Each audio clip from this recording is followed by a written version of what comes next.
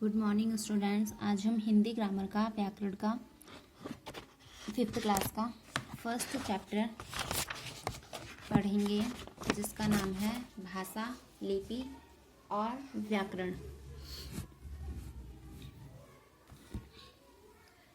कहना, सुनना, पढ़ना, लिखना ही भाषा का रूप है।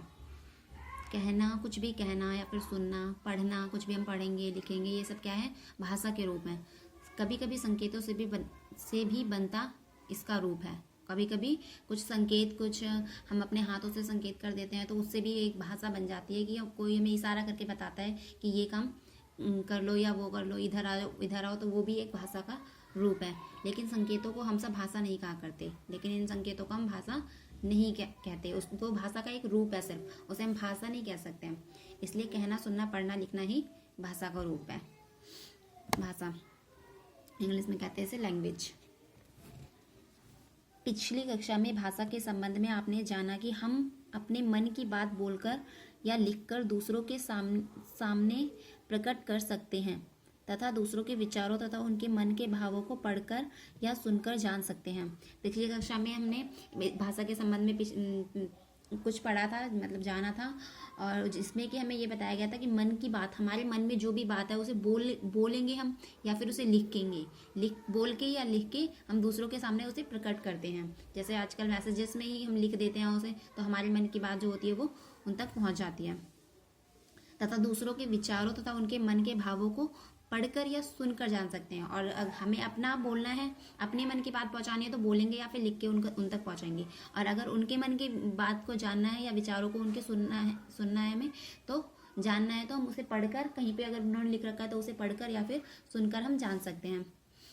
कभी कभी संकेतों द्वारा भी विचारों का आदान प्रदान होता है। कभी कभी संकेत मतलब कि वो इशारे करके बता देते हैं कि ये संकेत इसका होता है। परंतु सांकेतिक भाषा का प्रयोग तभी संभव है जब हम आमने सामने हों।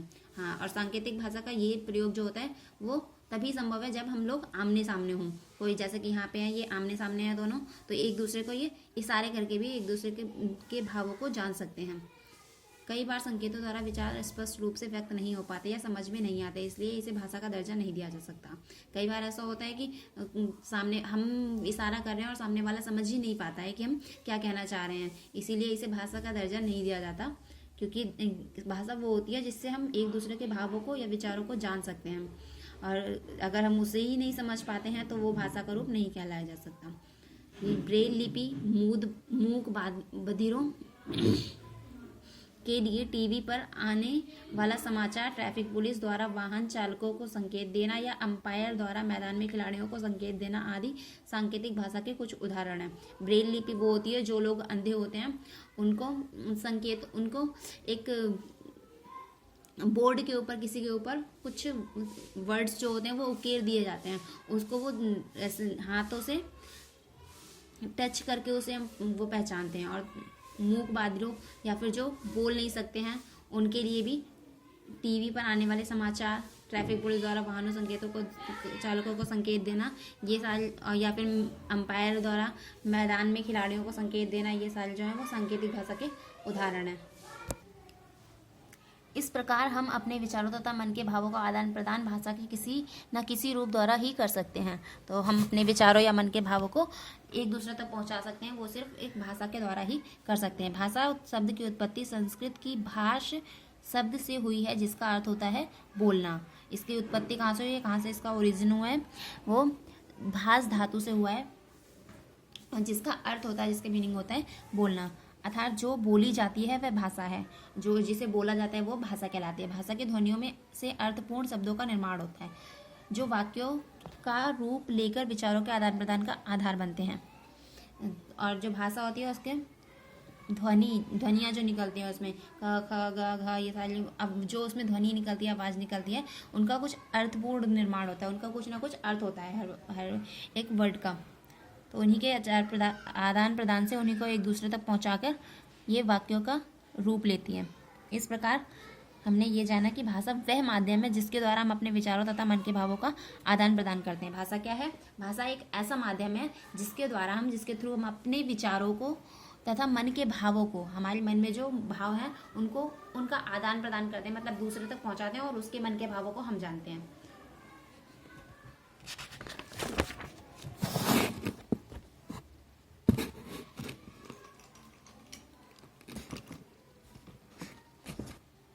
भाषा के रूप।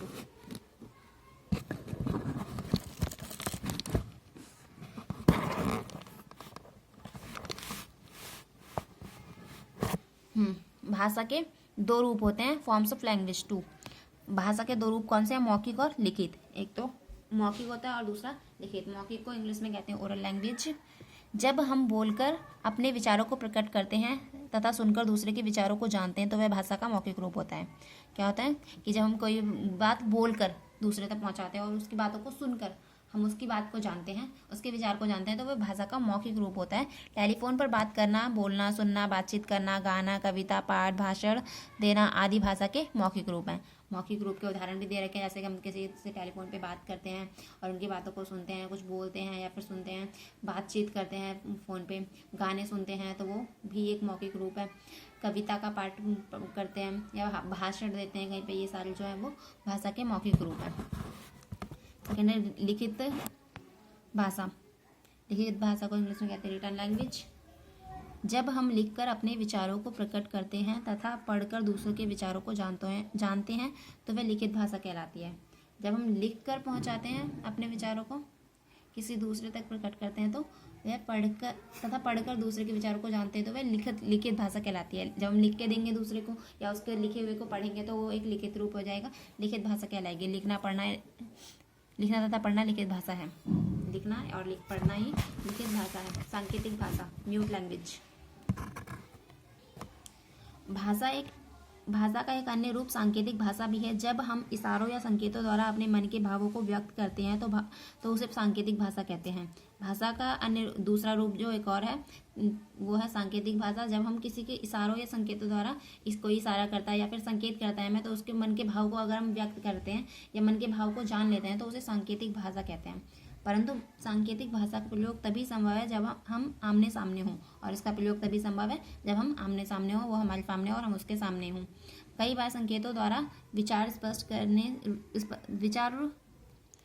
स्पष्ट रूप से व्यक्त नहीं हो पाते तथा कभी कभी लोग संकेतों का अर्थ गलत भी समझ लेते हैं। कई बार ऐसा होता है संकेतों द्वारा कि हम कोई इशारा कर रहे हैं और वो सामने वाला हमारा इशारा समझ नहीं पाता है या कभी कभी उसका अर्थ नहीं गलत समझ लेता है, तो इसके सीमित प्रयोग को देखते हुए इसे भाषा का दर्जा नहीं दिया जाता।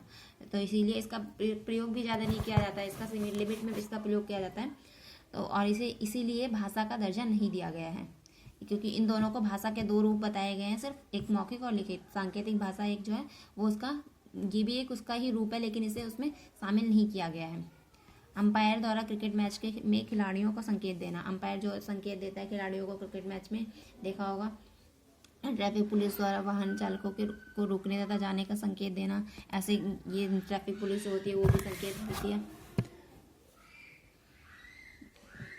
आदि सांकेतिक भाषा के उदाहरण है। सांकेतिक भाषा के ये उदाहरण है। अब आते हैं बोली पे। बोली भाषा का मौखिक रूप होती है।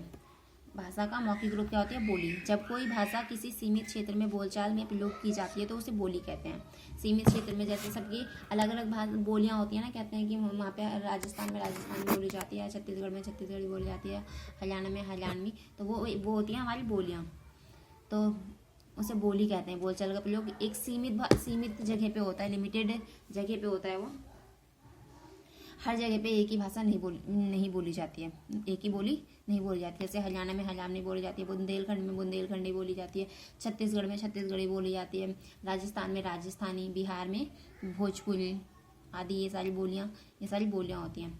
मातृभाषा मतलब हमारी खुद की, मतलब हमारी नेशनल लैंग्वेज कौन सी है? बच्चा जो भाषा सबसे पहले अपने परिवार में सीखता है उसे उसकी मातृभाषा कहते हैं। जैसे पंजाबी परिवार में पले बड़े बच्चे की मातृभाषा पंजाबी और बंगाली परिवार में बच्चे की मातृभाषा बांग्ला होती है। जैसे मातृभाषा वो होती है जो जहाँ बच्चा पैदा होता है और वहाँ पे वो अपनी लैंग्वेज जो भी सीखता है सबसे पहले, कि जैसे मान लो वो पंजाबी परिवार में पैदा हुआ है, वहाँ पे सब लोग पंजाबी बोलेंगे तो वो सबसे पहले क्या सीखेगा? पंजाबी ही सीखेगा, उसके बाद उसे स्कूल वगैरह में भेजा जाएगा तब वो दूसरी लैंग्वेजेस सीखेगा, लेकिन उसकी मातृभाषा जो होगी वो पंजाबी ही होगी। आता है राष्ट्रभाषा, नेशनल लैंग्वेज। किसी राष्ट्र के संपूर्ण क्षेत्र में प्रयोग होने वाली भाषा को उसकी राष्ट्रभाषा कहते हैं। कोई राष्ट्र है, कोई देश है, उसमें पूरे देश में जो एक भाषा प्रयोग की जाती है उसे राष्ट्रभाषा कहते हैं। यही भाषा संपूर्ण राष्ट्र में विचार विनिमय का मुख्य साधन होती है। हमारे देश की राष्ट्रभाषा हिंदी है, और यही भाषा जो होती है वो पूरे राष्ट्र में, पूरे देश में विचार विनिमय, एक दूसरे तक अपने विचारों को पहुंचाने और दूसरे के विचारों को जानने का मुख्य साधन होती है हमारी राष्ट्रभाषा। और हमारे देश की राष्ट्रभाषा जो है वो हिंदी है। आता है राजभाषा। सरकारी कामकाज की भाषा को राजभाषा कहते हैं। भारत में हिंदी भाषा को राजभाषा का दर्जा 14 सितंबर 1949 को दिया गया, 1949 को। सरकारी कामकाज की भाषा, सरकार जो कामकाज करती है उसमें जो जिस भाषा का प्रयोग किया जाता है राजभाषा का, उसे हिंदी भाषा का प्रयोग किया जाता है उसमें। तो इसको हिंदी भाषा को राजभाषा का दर्जा तब दिया गया 14 सितंबर 1949 को दिया गया। इसीलिए 14 सितंबर को हम हिंदी दिवस भी मनाते हैं। अंतर्राष्ट्रीय भाषा और नेशनल लैंग्वेज था, अब आ गया इंटरनेशनल लैंग्वेज। दुनिया भर में अंग्रेजी को अंतर्राष्ट्रीय भाषा के रूप में मान्यता प्राप्त है, क्योंकि यह विश्व की सर्वाधिक प्रचलित भाषा है। दुनिया भर में, पूरी दुनिया में कौन सी है? इंग्लिश ऐसी लैंग्वेज है जो हर एक कंट्री में बोली जाती है, हर एक कंट्री के लोग इसे जानते हैं, और इसी से वो एक दूसरे के विचारों को, भावों को, हम मान लो किसी की लैंग्वेज नहीं समझते हैं तो वहाँ पे अगर हम इंग्लिश लैंग्वेज का यूज़ करेंगे तो इंग्लिश मोस्टली ऐसे लोग होते हैं जिनको आती होती है, हर एक कंट्री में आती होती है। हिंदी भले ही किसी को ना आए पर इंग्लिश सबको आती है, क्योंकि ये एक इंटरनेशनल लैंग्वेज है। भारत की प्रमुख भाषाएं, भारत में की प्रमुख भाषाएं कौन कौन सी है? हमारे देश में लगभग प्रत्येक राज्य की अपनी भाषा है, हर एक राज्य की अपनी भाषा है। हमारे देश में 29 राज्य हैं, तो मोस्टली 29 के 29 राज्यों की अपनी अलग भाषा है। अब तक हिंदी सहित कुल 22 भाषाओं को मान्यता प्राप्त है, और अब तक जो हिंदी के साथ मिलाकर कुल 22 भाषाएं हैं जिनको हमारे देश में भाषाओं का दर्जा प्राप्त, मान्यता प्राप्त है कि ये एक भाषा, उसको घोषित कर दिया गया है।